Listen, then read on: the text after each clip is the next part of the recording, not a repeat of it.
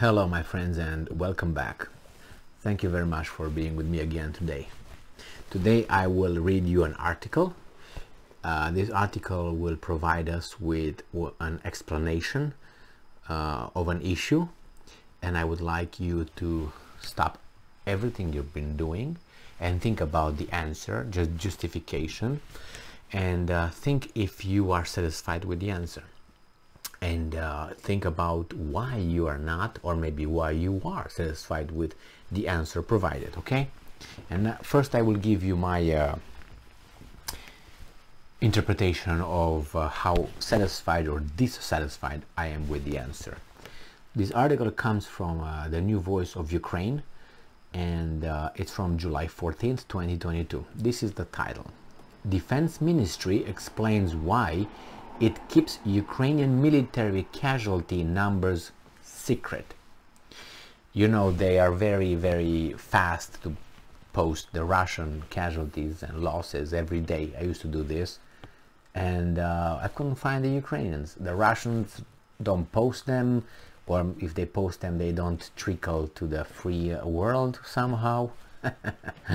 And these guys gonna tell us why they don't. In the meantime, I'm gonna suck a little bit of a little French Guinness beer, you know, and oh no, it's English. I'm sorry. Oh, it's Irish. Oh, I'm sorry. All right, let's move on. Just a joke, my Irish friends. Just a joke. So, casualties sustained by Ukrainian military service personnel during the war are kept secret to avoid, this is the reason, to avoid Russia with an intelligence advantage. Deputy Defense Minister Hanna Mailar said during a press briefing on July 14th. Now, you stop and think, are you satisfied with that answer? And you say, excuse me, madam, why do you keep the Ukrainian casualties secret? Boy, this is her answer. Boy, we keep them secret because we try to avoid providing Russia with an intelligence advantage. And you will be, so why do you keep them secret? All right, so, and I'm reading again here, I'm quoting her. Casualty figures are a state secret under martial law. So zip it, or martial law, prison, there you go. It's done for the sake of military expediency, as the enemy could use those figures to their own advantage. Mylar also urged fellow Ukrainians to refrain from posting any kind of information of losses sustained by Ukraine's armed forces. You got your answer? Are you satisfied with her answer? Well, you can say makes sense, you know. I mean, from a this is my I'm trying to analyze that from a, you know, informational war. Of course, you don't want to provide those numbers, but I would maybe post some little lies over there, and I would say, well, my casualties are, and I would say, I don't know, 3,000 personnel, 5 fighter jets, 3 tanks.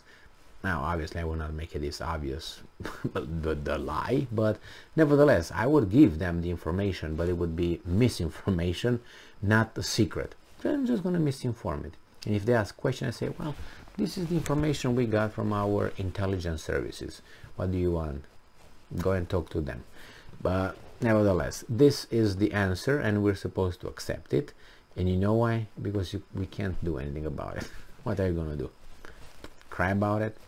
No, but it's an information and a propaganda war, obviously, on top of the military operations and casualties and people dying, and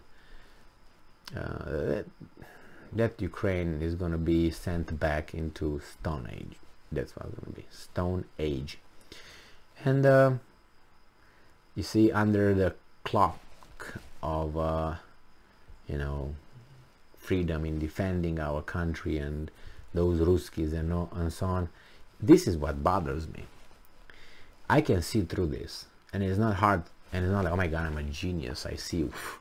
It's easy to see through this.